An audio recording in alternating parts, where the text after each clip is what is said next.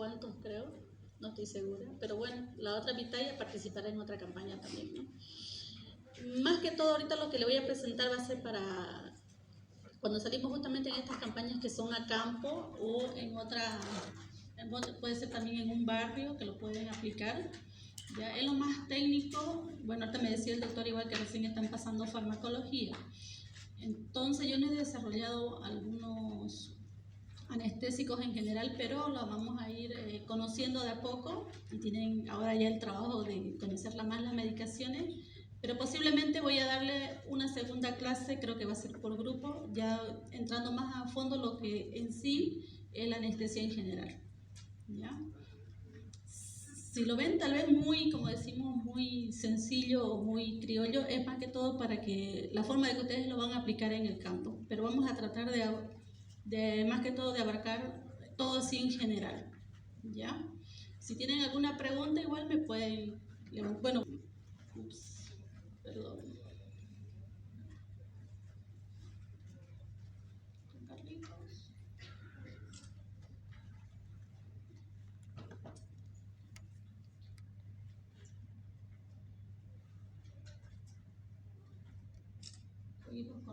Con las fallas técnicas.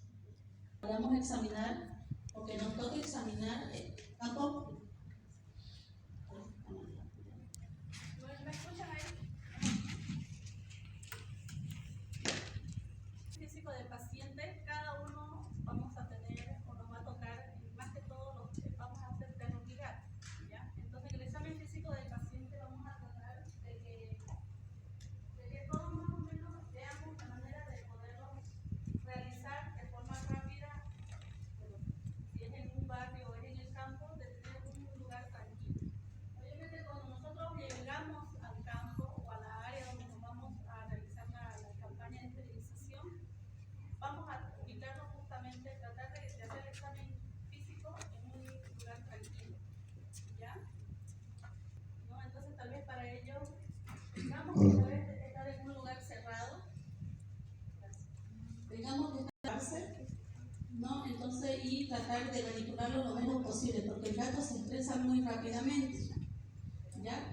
Como dice también, cada paciente es diferente, la atención igual y el examen físico va a ser diferente. Aquí también nosotros necesitamos usar toda la información que podamos rescatar, porque esto nos va a ayudar para que podamos hacer un plan anestésico más seguro para él. No nos olvidemos que también no todos estos animales que nosotros nos van a llegar al área donde vamos a hacer la cirugía, tienen a veces sus laboratorios clínicos, ¿ya? Por eso es muy importante hacer el examen físico. ¿Y qué rescatamos del examen físico?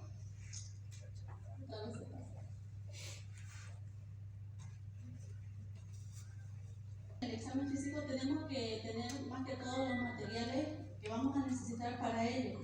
Entonces es muy necesario los estetoscopios, tener el termómetro y más que todo conocer tanto lo que es la frecuencia cardíaca y respiratoria en el paciente. ¿Ya? Estos son signos que todos eso tenemos que llevarlo, anotar igual en nuestros protocolos anestésicos. Materiales, por lo menos un estetoscopio y un termómetro, que es lo que más necesitamos. Voy a subir a YouTube.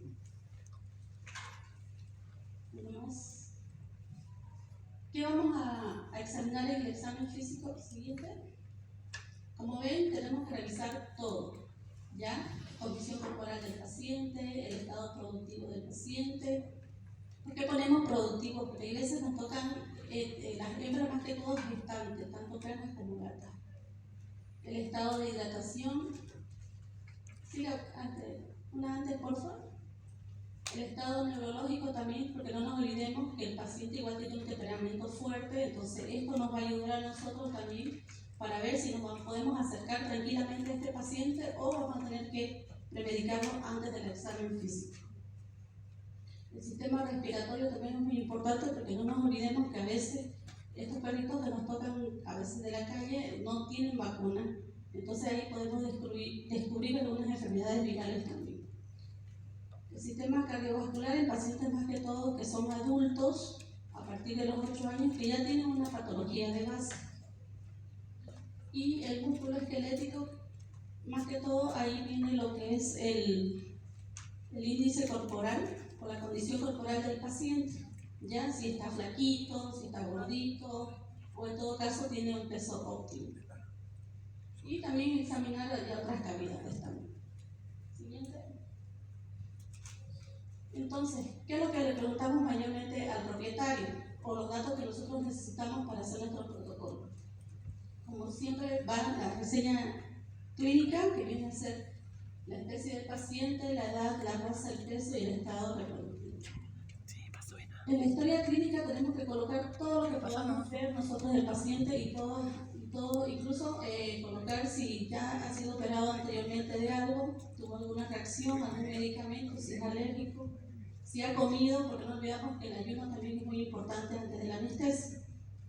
Y en todo caso, todo eso anotarlo, ¿no? Hay algunas incluso que les colocan los anticelos. Eso igual nos orienta a nosotros para ver si también tiene algunos tumores mamarios, tanto en perras como en gata, o un problema ya reproductivo como ser la piometra. Siguiente. Bueno, la ficha anestésica que nosotros vamos a manejar, una más por favor. Ahí como pueden ver, ese es el consentimiento informado del dueño que tiene que firmar para poder autorizar la cirugía. Aquí que dicen todas las letras, dicen todos los riesgos que pueda tener el paciente y también algunas cosas que nosotros podríamos hacer en el momento. La segunda parte viene a donde tenemos que llenar todos los datos que ya había mencionado anteriormente, los signos vitales, que es muy importante, y el peso del paciente, porque sin el peso no podemos sacar nuestras dosis de las drogas anestésicas. ¿Ya? Y todos vamos a ir anotando aquí, según la dosis de efecto también vamos a ir colocando todos los medicamentos y las dosis más que todo van a ir acompañados del peso. Hay que ver qué día la vamos a administrar y la hora. ¿Ya? Eso es muy importante porque en las etapas de la anestesia todo tiene su tiempo. ¿Ya? Y si nos pasamos de ese tiempo no lo vamos a poder anestesiar al paciente. También tenemos la parte de las drogas de emergencia. Y aquí anotamos alguna complicación que hayamos tenido durante la cirugía o antes de la cirugía o durante la cirugía. En la fase de monitoreo tenemos que ir anotando cada 5 minutos todos los valores que son la frecuencia cardíaca, respiratoria y temperatura del paciente. Esto porque esto más que todo es lo que siempre se altera en el momento de la anestesia y durante la cirugía también. Entonces si nosotros estamos operando y ya no lo podemos escuchar el latir del corazón, ¿qué quiere decir eso? ¿Qué pasó con el paciente? ¿Se murió? Monitoreo de abajo, el monitoreo dice goteo. Monitoreando. ¿Ya? Mayormente siempre lo hacemos cada 5 minutos. O sea que estamos todo el tiempo. Y aquí en comentarios tenemos esa partecita para poder ver en qué parte está el cirujano ya operando. Aquí ponemos inicio de la cirugía, está en el ovario derecho, está en el ovario izquierdo, está haciendo sutura en músculo, entonces todo eso vamos anotando. ¿Y esto por qué lo ponemos así? Porque si hay una alteración de la frecuencia cardíaca o la respiratoria durante esa técnica que está haciendo el cirujano, quiere decir o le está faltando anestesia o está muy profunda su anestesia. Y esta última, en la otra cara de nuestro protocolo, tenemos la parte de recuperación del paciente, igual seguimos monitoreando frecuencia cardíaca y respiratoria. ¿Ya? Y aquí ponemos alguna evolución que si durante la anestesia o durante la recuperación el paciente ha estado vocalizando, ha tenido dolor, entonces aquí nosotros hacemos un rescate analgésico. Y hacemos el resumen de la cirugía. Aquí donde el cirujano ya hace el resumen de la cirugía, si tuvo alguna complicación o no durante la cirugía. Ahora, si nosotros tuvimos complicación durante la anestesia, igual colocamos. Y aquí firmamos los dos. Siguiente. Ahora, aquí bueno, esto es como recordatorio más que todo. Sabemos que tenemos que tener, como les decía hace rato, la temperatura corporal del paciente En perros y gatos oscila entre 37.8 a 39.5, ¿no? Y esta se va a alterar si el animal está muy estresado. ¿Cuáles son las temperaturas críticas que tenemos que tener en cuenta nosotros cuando hacemos la medición de la temperatura? Que podemos tener una hipotermia a partir de 35 grados, el paciente directamente se la descarta para una anestesia. Al igual que la hipertermia, que son 40 grados. Tenemos que esperar regular primero estabilizar al paciente y de ahí recién ver si es candidato o no para una anestesia. En la frecuencia respiratoria, en gatos igual, no nos olvidemos, el gato, un animal a veces que se estresa fácilmente, entonces por ende siempre la frecuencia cardíaca va a estar elevada, de 150 a 200 latidos por minuto. Y en perros de 80 a 120. ¿Ya? En perros pequeños, o los toy, como decimos, los caniches, los yorkies, todos que son perritos falderos, vienen de 100 igual a 120, hasta 130 pueden llegar igual. Y perros grandes, a partir de 7 kilos en adelante, de 80 a 120. Perros gerontes, vamos a tener una alteración, me refiero a gerontes que a partir de 10 años hasta 15, eso sí ya no los tomamos casi en cuenta porque eso necesitan otro tipo de anestesia. En este caso ya una anestesia inhalatoria. ¿Por qué? Porque vamos a encontrar más fallas cardíacas, que estas drogas, las que son inyectables, no les va a favorecer. Entonces podemos tener más complicaciones y no vamos a poder, ¿cómo se llama? En ese momento tratar tal vez de salvarle la vida a este paciente. Eso necesita otro tipo de terapia de apoyo. Y como les decía, todos estos valores tenemos que tenerlos siempre registrados. ¿Cómo medimos la frecuencia cardíaca nosotros?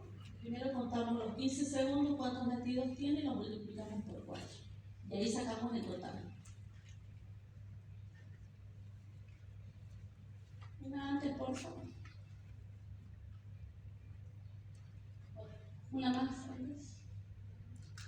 Aquí, como les decía, la frecuencia respiratoria en el gato es de 20 a 30 respiraciones por minuto y en el perro de 10 a 30. A veces he tenido casos que cuando se estresan también, el gato puede llegar hasta 45 y 50 respiraciones por minuto, al igual que los perros. Los perros, igual cuando están muy agresivos, pueden esto alterarse y pueden incluso entrar a un distrés respiratorio. ¿Ya? Y otro parámetro para nosotros que es muy importante es el tiempo de llenado capilar, que no debe sobrepasar los 2 segundos. ¿Esto qué nos indica? Que si tiene muy alargado el tiempo de llenado capilar, puede ser que tenga una anemia de base y nosotros al anestesiarlo se nos puede complicar. ¿Ya? Entonces hay que ver incluso la coloración bien de las mucosas, cómo está, para según eso nosotros ya poder examinar bien al paciente y poder ver si ese paciente tiene o no tiene anemia, porque como no tenemos apoyo análisis de laboratorio, entonces no lo vamos a saber. Siguiente. El riesgo anestésico, como pueden ver, aquí la categoría son las ASA, no sé si han escuchado de esta categorización, algunos mayormente son más aplicados para humanos, ahora la aplicamos en veterinaria. Ya, los riesgos que tenemos cuando decimos un paciente ASA 1 quiere decir que es un paciente completamente sano, que no tiene ninguna patología de base. Entonces aquí es donde entran todos los pacientes que son para esterilización o castración en macho. Decimos un paciente ASA 2, que es un paciente con una enfermedad leve. ¿Ya? Aquí puede ser que tenga tal vez algún cuadro de respiratorio, ya sea una tos, ¿no? Pero que puede controlarse todavía. O en todo caso también otra enfermedad, igual puede ser una metritis en caso de hembras, que podrían entrar con esa categorización. Un paciente ASA 3 ya viene a ser un paciente que es grave, que tiene alguna enfermedad grave. ¿Ya? Aquí entran las piometras, que son más avanzadas, y también entran algunos pacientes, en el caso de los machos, puede ser un paciente que tenga una prostatitis y se le esté complicando con un cuadro ya de problemas renales inicial o una hepatitis inicial. y un paciente ASA 4 que ya es cuando está mucho más enfermo, ¿no? Y tiene riesgo de muerte. Aquí entran igual las piometras, que están muy avanzadas también, y ya vienen acompañadas de una enfermedad renal y una enfermedad hepática. Y aquí es justamente donde les decía que justamente cuando tienen estos pacientes que son ASA 4, son los que necesitan otros protocolos de anestesia. Y el paciente 5, que viene a ser el paciente ya moribundo, igual o la arriesga el dueño con el perrito o con el gato o no. Entonces todo puede ser que dependa de la enfermedad de la cirugía también, digamos. Pero sabemos que se puede morir. Y el paciente E, que vendría a ser el paciente de emergencia. En este caso entran las cesáreas o pacientes con trauma. Siguiente. Más que todo de lo del ASA era para conocer justamente, para categorizar a todos los pacientes y cómo nos llegan y cuál es el riesgo anestésico que van a sufrir. ¿Ya? Los de nosotros o ustedes igual que van a iniciar igual sus cirugías de práctica, igual que van a tener que hacer las OVH, que sí o sí les tienen que hacer por lo menos el hemograma para ver en qué categoría entra su paciente. ¿Ya? Pero siempre tienen que ser pacientes sanos. Las etapas del procedimiento anestésico son 4. ¿Ya? Después del examen físico, vendría a ser la premedicación, la inducción, el mantenimiento y la recuperación del paciente. Ya como pueden ver, son 4 fases, 4 etapas que ustedes van a ver durante la anestesia. Pero las van a ver rápidas. ¿Ya? ¿Por qué digo rápida? Porque de cada fase, de la fase de premedicación e inducción, tienen más o menos entre 20 a 30 minutos del medicamento que ustedes vayan a aplicar, ya sea citazina o ya sea cetronacina. Y de la inducción al mantenimiento solamente tienen entre 3 a 5 minutos como máximo. ¿Ya? Aquí justamente en el mantenimiento, en la fase de inducción es donde hacemos la relajación del paciente para que sea compatible con la intubación orotraqueal. Doctora, ¿ellos van a llegar a intubar?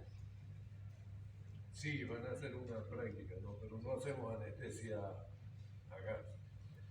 Sí, pero igual en la fija no hacen la intubación. No. ¿No? A no ser de que... La inducción puede intubar al paciente.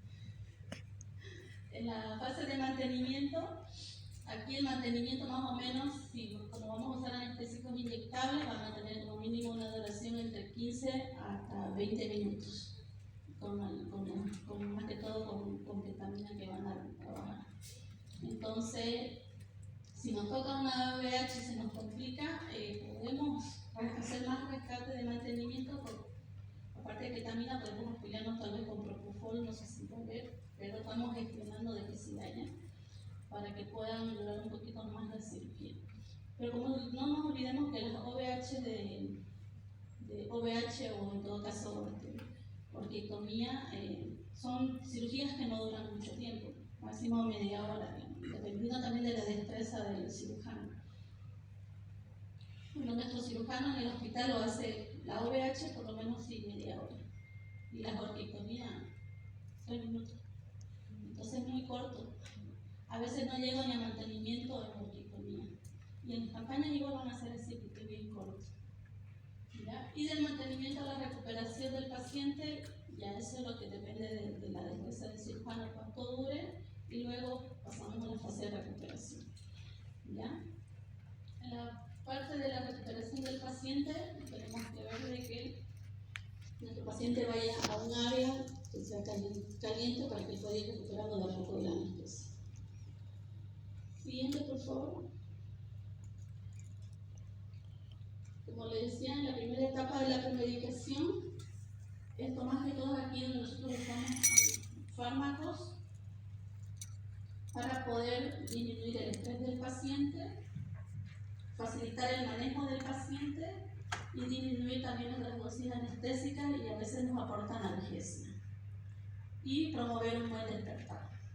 En esta fase, o si se puede antes, tenemos que poner nuestra vía, ya un catéter, para poder dar los fluidos más adelante. Esta es la fase de inducción. Una más, por favor. Aquí, como les dije, una vez colocando nosotros los fármacos por vía endovenosa, o ya sea inhalatoria, podemos ver. Con el mouse, por favor, aquí en la primera imagen, que es el video.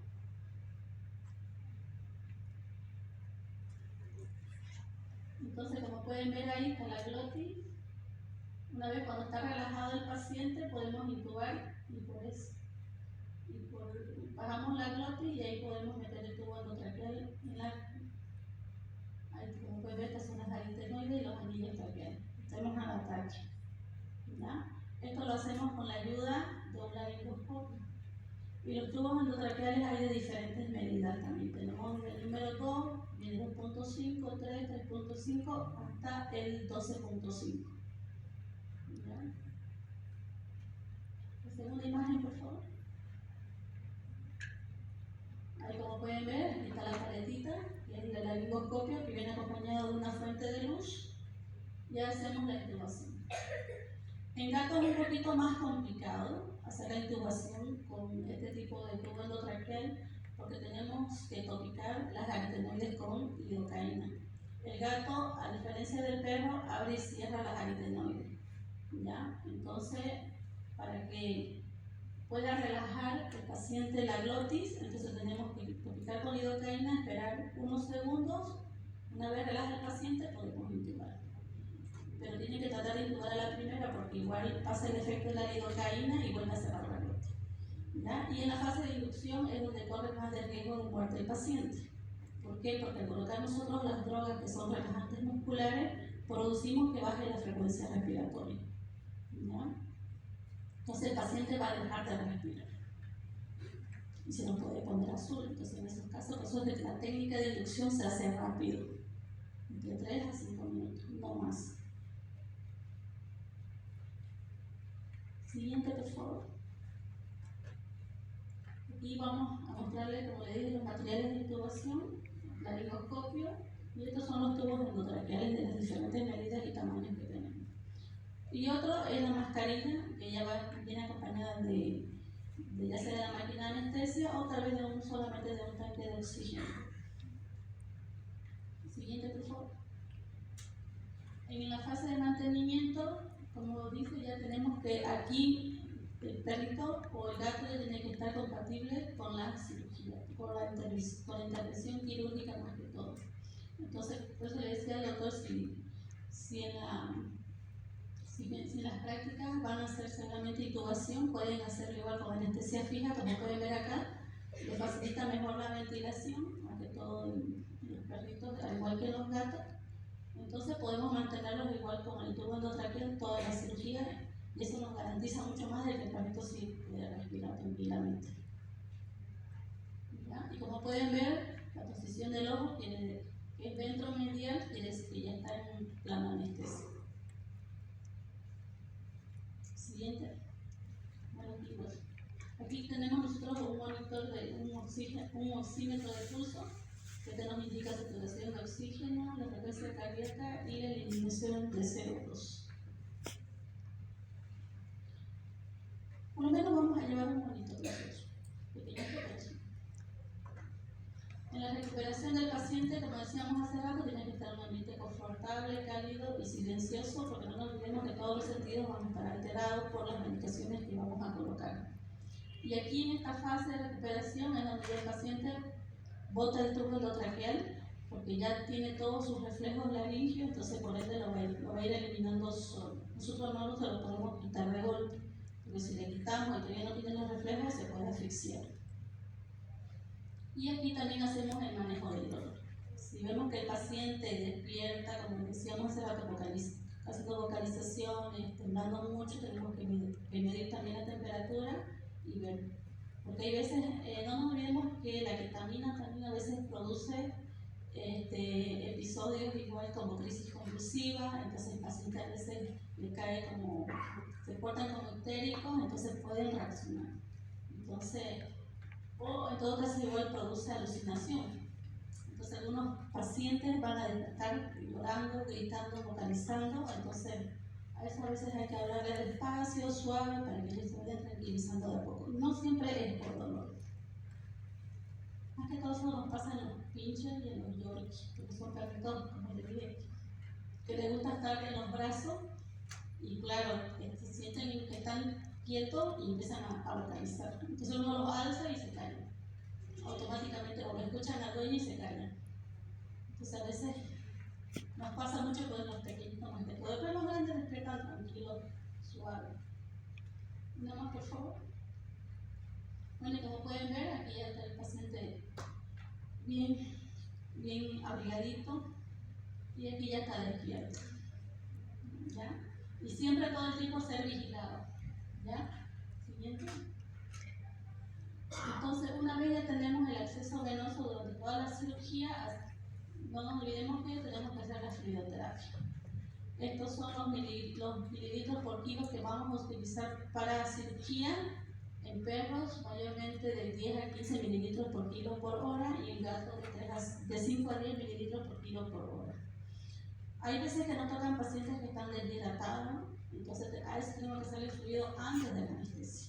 Recuperar un poco la hidratación y de ahí recién poder anestesiar. ¿Ya? Siempre tener una vía. Aquí este es un pequeño protocolo donde están todas las drogas anestésicas con las dosis que ustedes van a manejar, que les va a ayudar mucho en sus prácticas y también que los vamos a hacer a campo. Ya, la citacina, esto va a variar mucho las dosis dependiendo de la vía también que ustedes vayan a aplicarla, ya sea intramuscular o ya sea endovenosa. Si pueden analizarlo antes de hacer la premedicación, el paciente van a reducir las dosis, pero si las hacen intramuscular van a tener que aumentar las dosis. ¿Ya? Entonces de citacina usamos de 0,5 a 2 miligramos, la cipromacina de 0,03 hasta 2 miligramos de los tranquilizantes. Y en los analgésicos tenemos el tramadol, la dipirona igual entra como analgésico, más que todo visceral, y el meloxicam como ANS. Y el ketoprofeno, a ver, dale una más por favor. Sí. Y el ketoprofeno de 1 a 2 miligramos por kilo, que es otro analgésico, igual que son más que todo analgésicos de rescate. El meloxicam y el ketoprofeno son los ANS. ¿Ya? Nada más.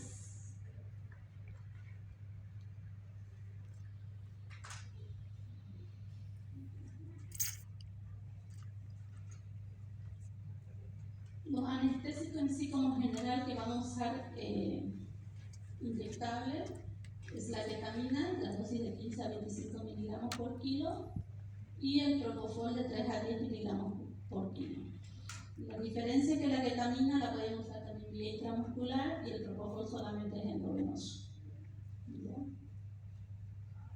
Y de relajantes musculares tenemos el diazepam o el midazolam, cualquiera de los dos. Las dosis son iguales porque son primos hermanos. La única diferencia es que el diazepam, el diazepam tiene un vehículo, su vehículo excipiente es un poquito más tóxico que el midazolam. Entonces, creo que las diazepam van a utilizar aquí. Entonces, por eso hay que tener mucho cuidado con las dosis. ¿Ya? Y aquí podemos nosotros combinar ketamina y diazepam y también para la inducción. Siguiente.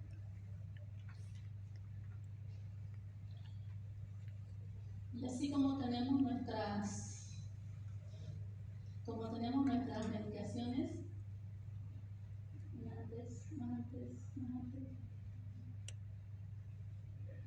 ahí. Bueno, nuestras drogas, también tenemos nuestras drogas de emergencia.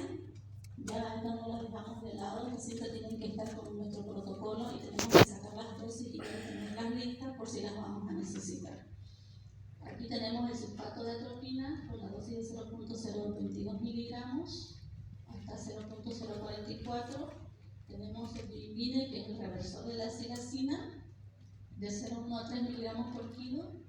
La adrenalina, en caso de que tengamos parada cardíaca, de 0.1 miligramos para 5 kilos. Y el oxopran, que es un estimulante respiratorio, de 1 a 2 miligramos por kilo. ¿Ya? Siguiente. Este es el protocolo que ustedes van a manejar, las combinaciones que van a tener durante sus cirugías, tanto de práctica como las de campaña. No les pongo aquí los miligramos porque eso va a depender mucho del paciente, ¿ya? Y dependiendo también de la vía que ustedes la vayan a aplicar. Podemos hacer combinaciones de silacina con tramadol, de cefotaxina con tramadol para premedicación. Para inducción hacemos ketamina diazepam o ketamina midazolam, o podemos hacer solamente propofol o propofol con ketamina. ¿Ya? Eso no se me puse aquí porque creo que el propofol no sé si lo tienen a disposición. ¿Ya? Y de mantenimiento ponemos ketamina. Siguiente.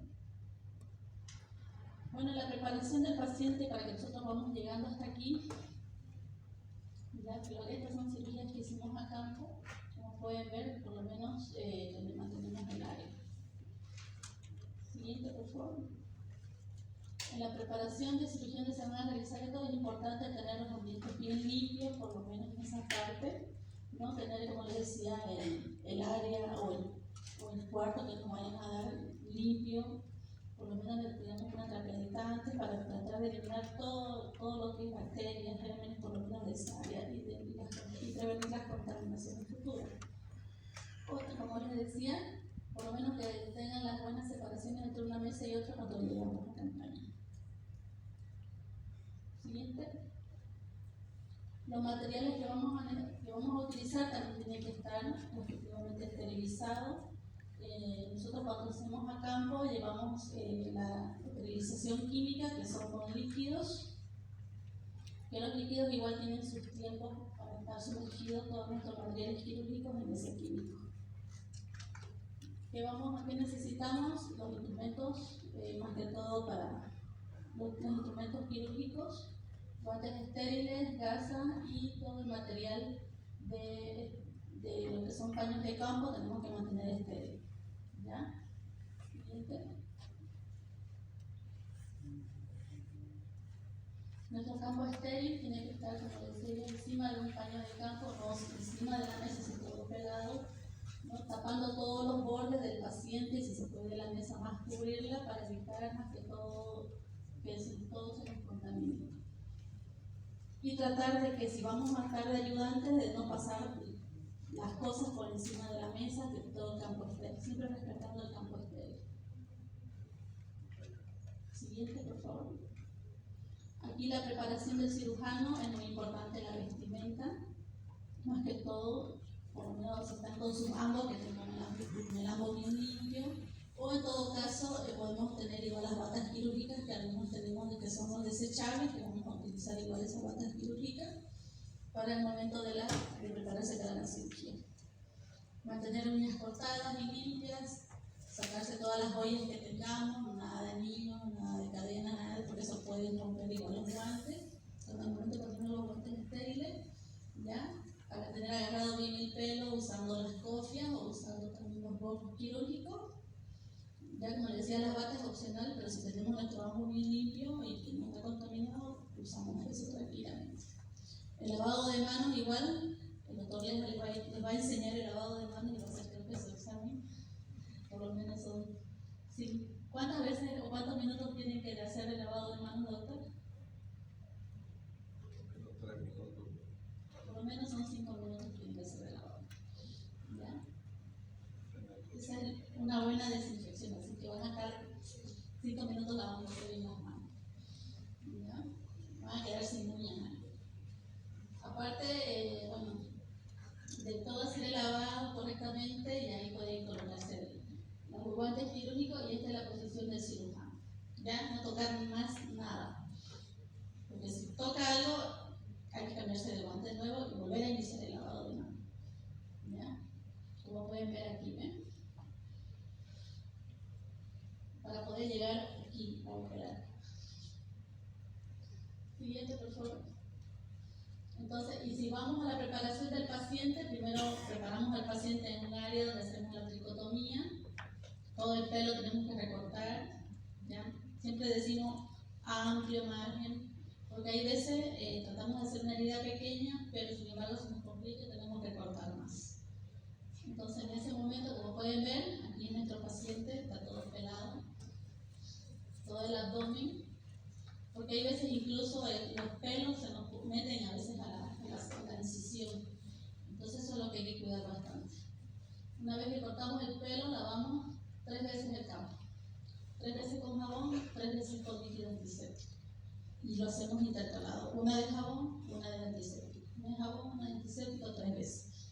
¿Ya? Y se seca por sí solo. O en todo caso, si sigue húmedo, ya el cirujano agarra una gasa estéril y termina de secar para poder iniciar la cirugía.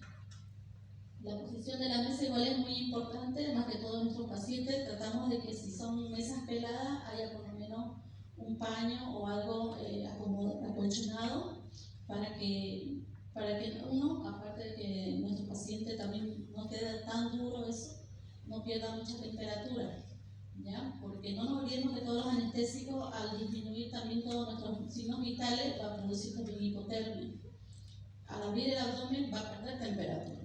Entonces tenemos que cuidar mucho eso. Muchos dependen también de la posición y la limpieza del paciente. Hay algunos cirujanos que hacen línea media y en gatas mayormente se hacen por el flanco. Por favor. Siguiente. Como pueden ver, esta es la preparación en gatas por el flanco. ¿Ya? Como pueden ver, el cirujano está indicando dónde va a ser su corte. Como pueden ver, en esta posición, lado izquierdo, cerca del riñón, para poder sacar por ahí, con un ganchito de sinople. Y esta es la posición para hacer la ventromedial. ¿Ya? Y aquí la misma posición esta se hace para la orniectomía. Siguiente. Bueno, en la recuperación y monitoreo del paciente, como les decíamos, si como esto lo hacemos a campo, aquí lo que pueden ver, esta área igual está limpia, ponemos cartones debajo y ponemos unas colchas encima para poder proveer calor a nuestro paciente. Si nuestro paciente está muy frío, entonces ya ahí tratamos de, siempre nos llevamos a veces arroz para poder mantener la temperatura. Y mi paciente se lo metemos un ratito en microondas, sale un poquito caliente y le terminamos alrededor. Entonces, para que nuestro paciente esté más cómodo. ¿Ya? Bueno, ahora contamos con manchas, con colcha térmica, entonces tenemos una banda térmica que con esa ya la ponemos ahí encima de los pacientes y tapamos por encima y entonces el paciente se mantiene caliente. Bueno, ahora que en el campo tratar de conseguir aunque sea periódicos, cartones o algo para mantener en el piso. Siguiente. Y ahí donde ya vamos, como decíamos hace rato, igual el paciente logra botar el tubo endotraqueal y aquí ya empezamos a fajar a nuestro paciente, ya sea en perritas o en títulos. En macho igual se puede fajar porque a veces no tienen collar isabelino o por el costo también no lo pueden conseguir, entonces les hacemos fajas también, liberando la parte del penicito. ¿Ya? Y en todo caso aquí igual cuando ya despierta el paciente, el ayudante que está o la enfermera que está con ellos en ese momento tiene que verificar cómo va yendo la herida. Ya, porque hay veces que hemos tenido casos de sangrados también, ¿no? En algunos pacientes pues tenemos que corregir también eso antes de despacharlo a su casa. Siguiente. Bueno, y este es el grupo que conforma. Bueno, nosotros trabajamos con BetRed, que hemos apoyado bastante muchas de las campañas de esterilización, como pueden ver. Somos un grupo grande, formamos 5 equipos, 5 cirujanos, 5 anestesistas, en todo caso, o ayudantes de anestesia y ayudantes de cirugía. Y gracias a ellos hemos aprendido igual nosotros a hacer las campañas a barrio, las campañas afuera. Antes no salíamos del hospital, ahora sí las hacemos. Y para eso son capacitados ustedes también en el semestre. ¿Ya? Eso sería todo. ¿Alguna pregunta hasta aquí?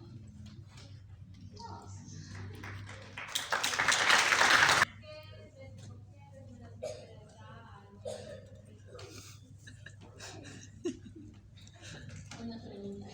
Sí, mayormente nosotros cuando ya recupera el paciente siempre tratamos de que se vayan de frío. Entonces, ¿qué recomendamos? recomendamos al dueño, en caso de las hembras, en perritas, de que prohibido saltar, prohibido correr, tenerla por lo menos encerrada o aislada, o en campos pequeños, un lugar pequeño, ya sea en un cuarto, donde ella no pueda, como decimos, saltar o correr eso para que no se le haga la herida. Otro, la dieta blanda, por lo menos en esos días, por lo menos 2 o 3 días. Y en macho, más que todo, que no se rasque esa parte o esa área. Entonces se lo mantienen con faja. Y en gatitas, como es por el flanco, entonces no hay ninguna restricción en ¿Qué fue? gatitas. ¿Qué quería? Y la comida se la da de 1 a 2 horas después de la anestesia. ¿Quién está ahí? ¿Ya? Siempre da poco, al igual que el agua, que son No, pero yo estoy líquidos. grabando. Lo voy a subir a YouTube. ¿Otra pregunta? ¿Alguna recomendación antes de la cirugía? Creo que prohíben que coman. Sí, como les dije hace rato, el ayuno, no les mencioné el ayuno mayormente siempre se da mucho dependiendo de la edad del paciente. Lo que son de 1 año más o menos, el ayuno puede ser hasta de 4 a 6 horas de sólido y hasta 1 hora de líquido. En adultos, por lo menos de 10 a 12 horas de ayuno de sólido y de líquidos igual 1 hora. En neonatos es muy difícil, pero a partir de los 7 meses mayormente tratamos de que sea solamente 4 horas de ayuno de sólido. Y no hay restricción de líquido, por eso se les libra tan rápidamente por su metabolismo.